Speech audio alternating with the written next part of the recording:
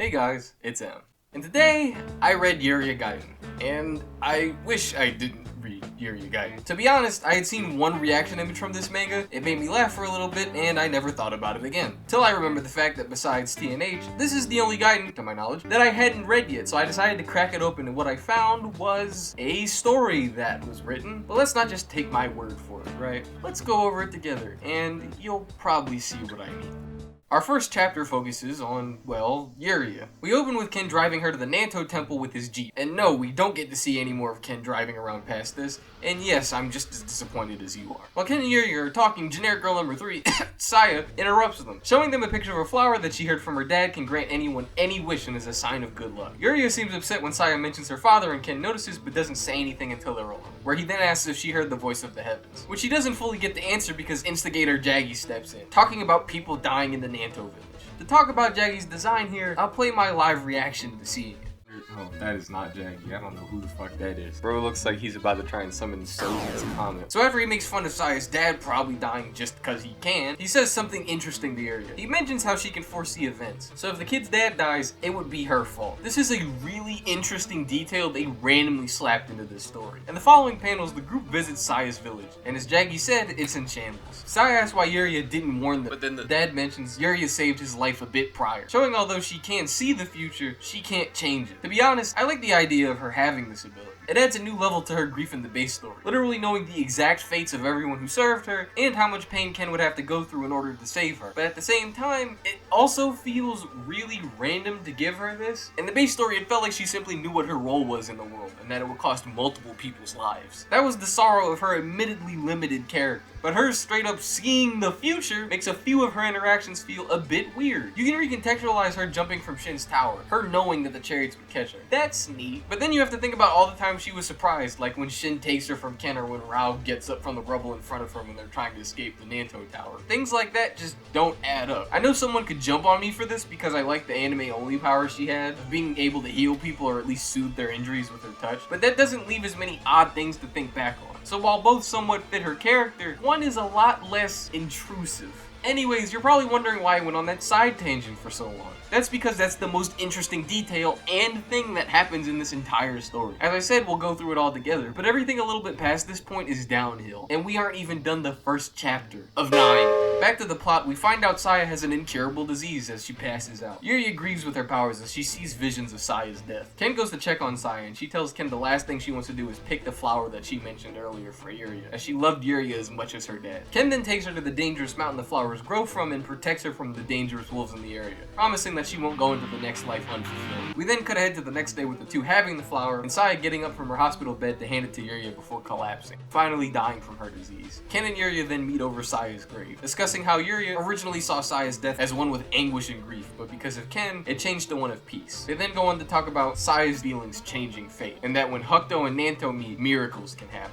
To be honest, I'm gonna let my inner Jaggy telling a kid her dad died side out for a second. I understand that fate's been changed with base H and K before, with Rei and only specifically Rei, but what did Ken really change? The circumstances of which the kid died at? I don't get why this is played like some hopeful thing for the future, when the fact that Yuria stopped the dad from getting bitten by that snake probably had a similar outcome. He most likely would have died a more painful, slow death from the poison than the random explosion killing him off screen in a few moments. I just find this bit a little goofy, personally. On to chapter 4. Yes, we're on chapter 4 already. When I tell you guys I skip a lot of downtime in these videos, this is the kind of shit I mean. It starts with us being told this is a story about two men who lose their lives for Yuria, which they aren't lying. The rest of the story hinges on these two characters. Now, I'll give you a hint. One of these characters is Shin. If we had to make a story with a good chunk of it focusing on him, who would you want to see him bounce off of plot-wise or get more lore for? Shin and Ken? They were mentioned to have been friends in the base story to some extent we don't know, so maybe them? Nah, couldn't be. Ken doesn't die. Maybe Shin and Jaggy? We know they have beef in the future. No, it'd be weird to say that Jaggy died for her. Couldn't have been any of the other main Nantos before the chairs because they hardly knew her.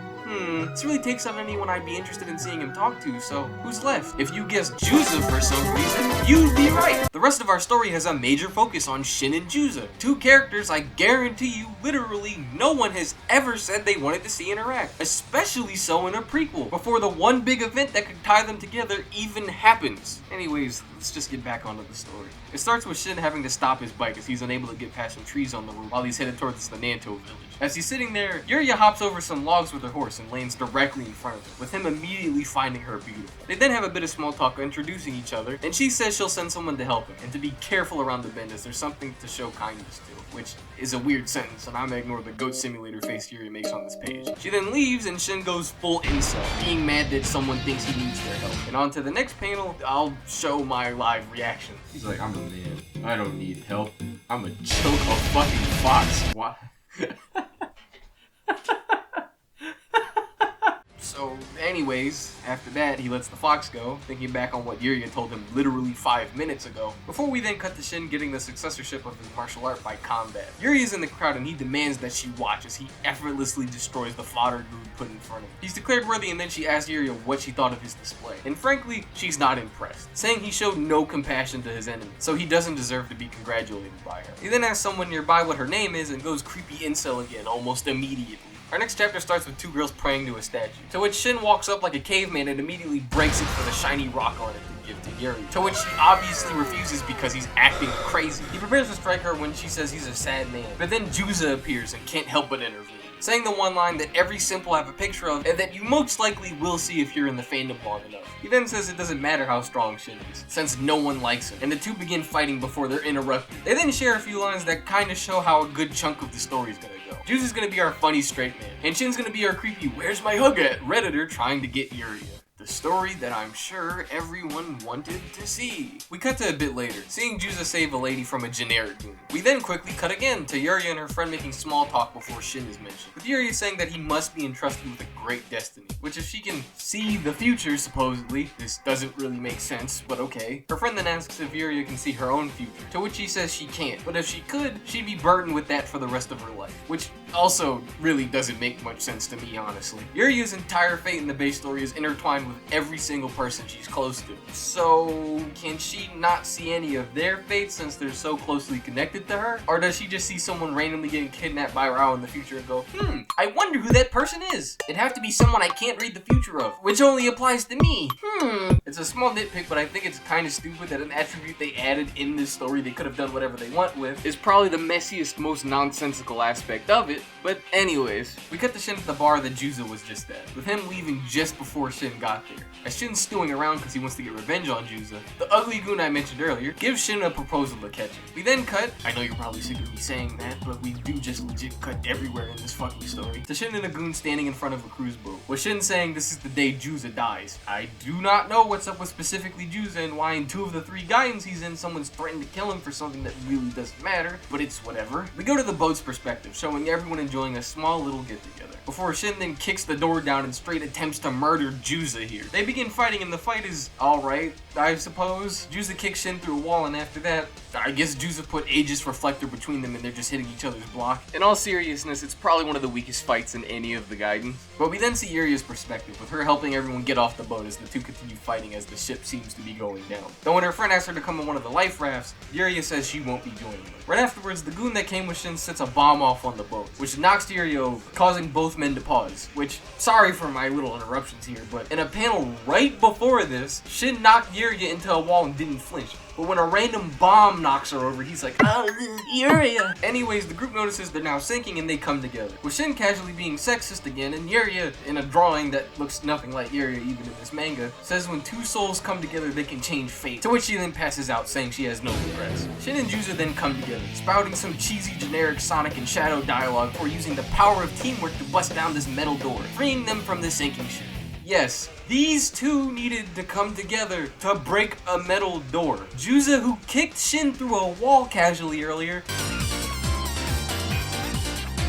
and Shin, who has fucking Nanto, need to team up to punch a door. Let's just not think about that for too long. We then see the goon floating away on his own lifeboat, but as he gloats, Shin and Juza land on his boat and kill him within a matter of seconds. A bit later, we see Yuria recovering in a bed with her friend, and Shin with Juza in another location. The two talking about how Yuria said they have great destinies, putting aside their differences and making peace by putting faith in her, before both men go off in their separate ways, functionally ending our story, as the last bits are simply retelling what happened to them in base HNK.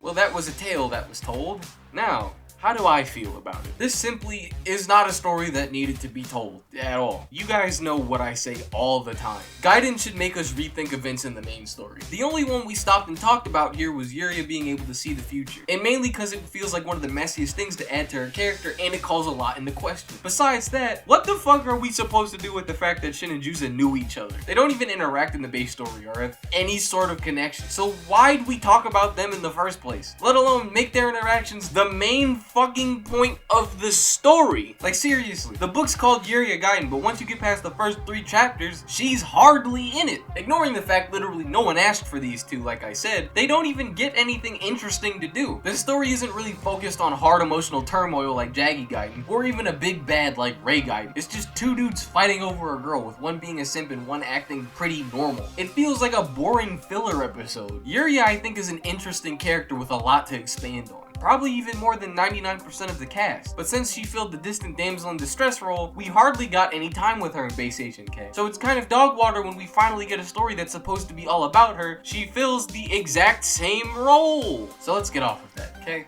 Ignoring the fact that Yuria and the other 2 are hardly developed in this plot at all. There's one giant 7-scarred elephant in the room. In Yuria Gaiden, her fiance is barely in the fucking book either. You made a book with Yuria on the box, and you didn't include the most important character to her past the first 3 chapters of a 9-chapter story? What? Okay, let's bring it back a little bit.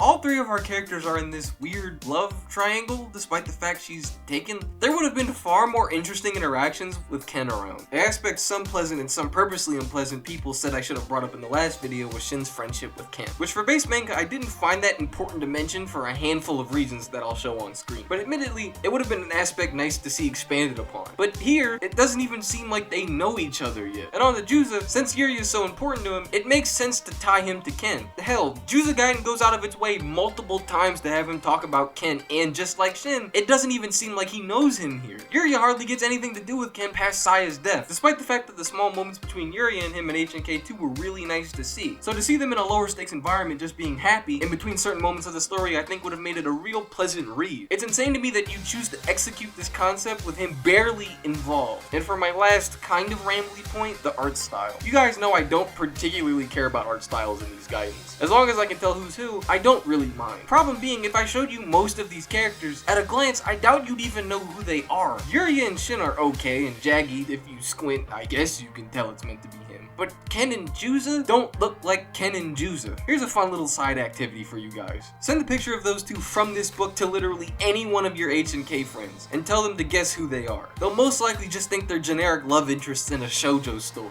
But anyways, I could probably go on, but let's just close on all this wasted potential. I'd give Yuria Gaiden a 4 out of 10. It's kind of like a shorter version of Togi Gaiden, but without the redeeming end half and just the boring first half. It's not inherently awful writing or anything, but the plot here is such a boring fluff piece. It hardly feels worth reading. There's barely, if anything, to look deeper into that would make you reflect on the base story, and I kinda just don't get why it was made. I personally wouldn't waste my time reading this if I were you. But anyways, that's just how I feel. What do you guys think? As always, I'm glad to discuss with you in the comments, and I've been M, and I am out.